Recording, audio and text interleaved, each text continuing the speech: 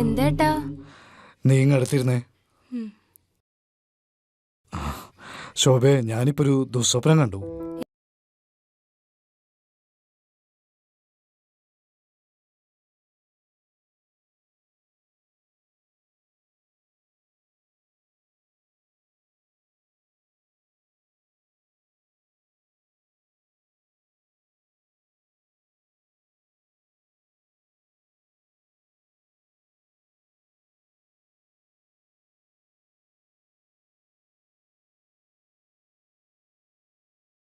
ഏട്ടൻ ഇന്ന് പണിക്ക് പോണില്ലേ?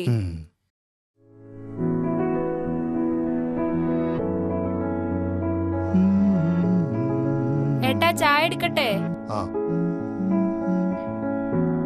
ചേട്ടാ ചായ.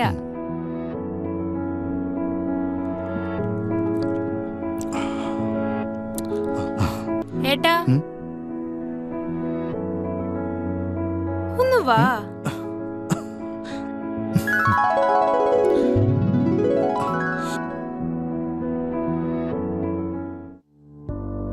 ശരി പോട്ടെ. ആ പണിക്ക് നേരത്തിന് എത്തോ?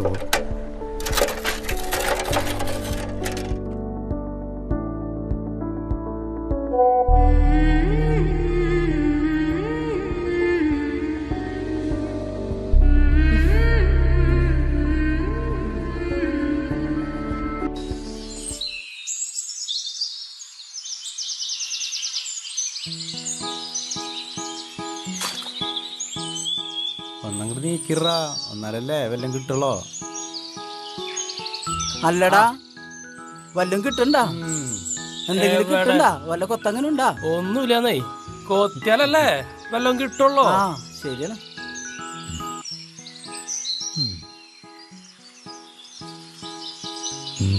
ഗോപാലേട്ടൻ വരില്ലേ? എല്ലാവരും ഉണ്ടല്ലോ.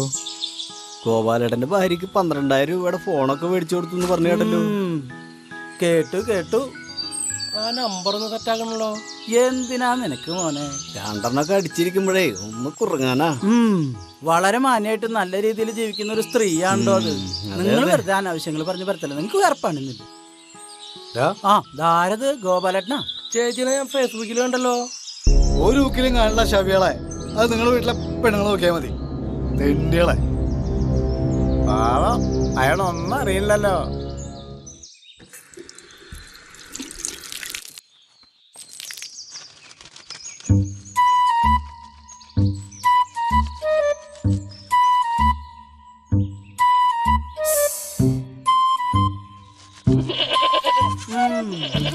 കൊള്ളാലോ.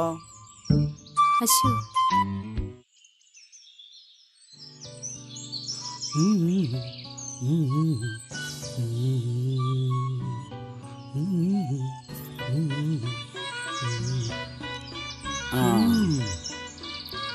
എത്ര പറഞ്ഞാലും മനസ്സിലാവില്ലാന്ന് വെച്ചാ നിങ്ങളിങ്ങനെ ഒരു പണിക്കും പോകാതെ ഫോണും കുത്തിപ്പിടിച്ചിരുന്നോ 24 മണിക്കൂർ? അടുക്കളയിൽ ഒരു സാധനം ഇല്ല. ഈ കുട്ടികളെ കുറിച്ച് വല്ല ചിന്തയുണ്ടോ മനുഷ്യ? ഇങ്ങനെ ഒരു സാധനം. അച്ഛനും അമ്മയൊക്കെ പണിക്ക് പോണ്ട്, പിന്നെ നമ്മളൊക്കെ പണിക്ക് പോകണം. എന്നെ കൊണ്ടൊന്നും പറയിപ്പിക്കണ്ട. ഏത് നേരത്താണോ ഇയാളുടെ കൂടെ ഇറങ്ങി പോരാൻ തോന്നിയത്? എന്റെ ദൈവമേ, കൂലിപ്പണിക്ക് പോയാലേ 800 നൊട്ട കിട്ടുക. മനസ്സിലായ? കാലത്ത് 8 മണി തൊട്ട് 5 മണി വരെ പട്ടിയെ പോലെ പണിയെടുക്കണം. മനസ്സിലായ? അത് ശരിയാ. നിങ്ങൾക്ക് മേലെങ്കിൽ പണിയെടുക്കാൻ പറ്റില്ലല്ലോ. കുറച്ച് വയർപ്പിന്റെ അസുഖം ഉണ്ടല്ലോ, അതല്ലേ? നിനക്കറിയില്ല ഈ രതീഷ് കുമാറിനെ. നാളെ ലോകം അറിയപ്പെടാൻ പോകുന്ന ഒരു കലാകാരനടി. പൂച്ചിക്കണ്ടേ? കേട്ടുണ്ട് പറ. അത് മാത്രല്ല, ദിവസവേ ലക്ഷക്കണക്കിന് രൂപ കിട്ടുന്ന പരിപാടി പ്ലാൻ ചെയ്തിട്ടിരിക്കുന്നത് ഞാനും എന്റെ കൂട്ടുകാരും. ഓ, നിങ്ങളുടെ ഒരു പ്ലാൻ ചെയ്യില്ലേ? ഈ പ്ലാനൊന്നും കലത്തിലിട്ട് പുഴുങ്ങി തിന്നാ വിശപ്പ് മാറില്ല. നിന്റെ ഈ ഭർത്താവിനെ നിനക്ക് ശരിക്കും അറിയില്ല മോളെ.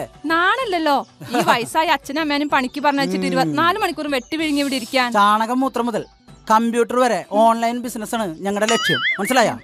അവസാനം ചാണം മൂത്രം കുഴച്ചിരുന്ന് തിന്നേണ്ടി വരും. ഹലോ. എന്റെ വിധി.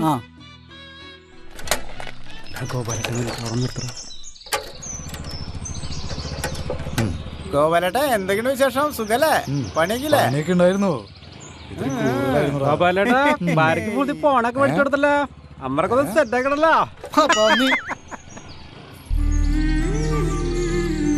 ഹലോ.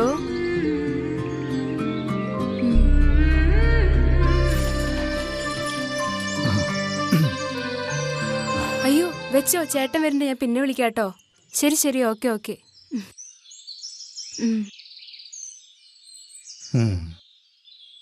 ഏട്ടന്ന് നേരത്തെ ആണല്ലോ. പറഞ്ഞ സാധനങ്ങളൊക്കെ വാങ്ങിച്ചിട്ടുണ്ടാ? ആ വാ. ആ നല്ല ക്ഷീണമുണ്ട്, നീ വെള്ളം ചൂടാക്കി. ആ ഏട്ടാ. ശോഭേ, ചോറെടുത്തോ ചെറിയ. ആ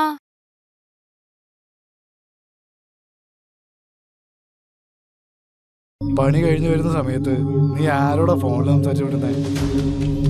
അതെന്റെ ഒരു കൂട്ടുകാരിയായിരുന്നു. നാട്ടിലെ ചെറുപ്പക്കാർക്കിടയിൽ ഞാനിപ്പോ ഒരു പരിഹാസ കഥാപാത്രമാണ്. ഭാര്യ അത്രമാത്രം സ്നേഹിക്കുന്ന, വിശ്വസിക്കുന്ന എന്നെ നീ ചതിക്കില്ലല്ലോ. എന്താ ചേട്ടൻ ഇങ്ങനെയൊക്കെ പറയുന്നേ? എന്നെ വിശ്വസിക്കേ. ഈ ആയുസ് മുഴുവൻ ചേട്ടന്റെ കൂടെ ഉണ്ടാവും ഞാൻ. എനിക്ക് നിന്നെ വിശ്വാസമൊക്കെ തന്നെയാ. പക്ഷേ ഫോണിലൂടെ പരിചയപ്പെട്ട് 50-കാരി 20-കാരൻ്റെ കൂടെ ഓടിച്ചോടി പോയി എന്നൊക്കെ കേൾക്കുമ്പോഴാ എൻ്റെ മനസ്സിലൊരു പെടവെടപ്പ്. ഒന്നോ രണ്ടോ ഒറ്റപ്പെട്ട സംഭവങ്ങൾ ഉണ്ടായെന്ന് വെച്ച് ആരും ഭാര്യമാർക്ക് മൊബൈൽ വാങ്ങി ഓടിക്കാണ്ടിരിക്കുക. ഏട്ടൻ വന്നേ കൈ കഴുകി കെടുക്കാൻ നോക്ക്. ഓരോരോ ആലോചനകളേ.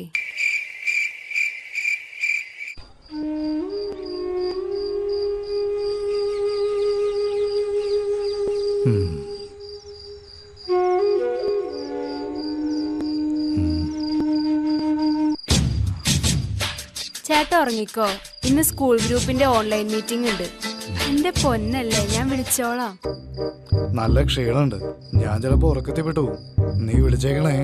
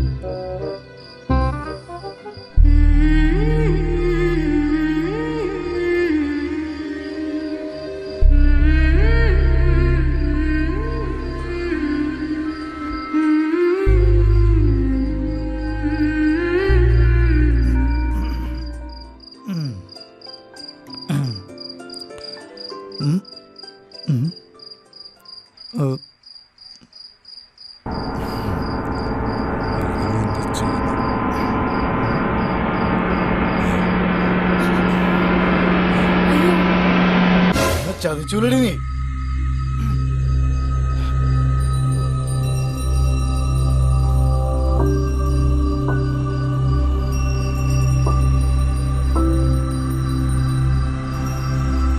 ദിനീഷല്ലേ, ഒന്നിതുവരെ വൈകി മതിയാവും.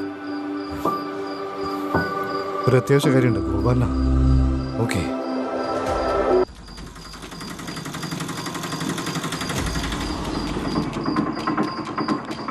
എല്ലാരും ഉണ്ടല്ലോ. എല്ലാം പുതിയ അരനൂലും കിട്ടിയാ? നമ്മളെ ഗോപാലേട്ടൻ വിളിച്ചിട്ടുണ്ടായിരുന്നേ, വീട്ടിലെന്തോ പ്രശ്നം നടക്കണ്ടെന്ന് പറഞ്ഞിട്ട്.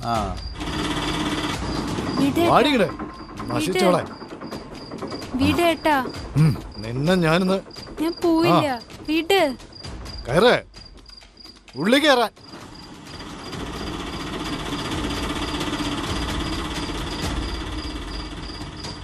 എന്താ ഗോപാലേട്ടാ അത്ര വലിയ പ്രശ്നം? അതൊക്കെ ഞാൻ പിന്നെ പറയാം.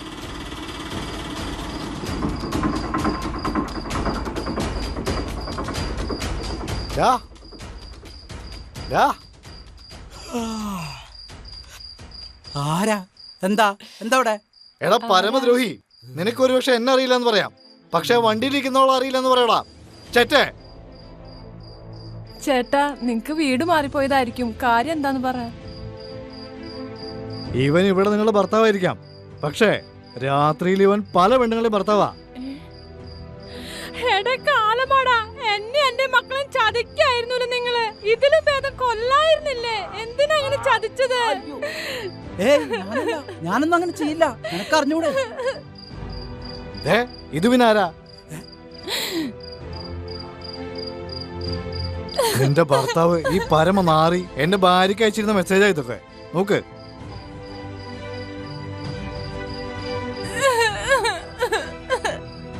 അവന്റെ നിപ്പ് കണ്ടില്ലേ?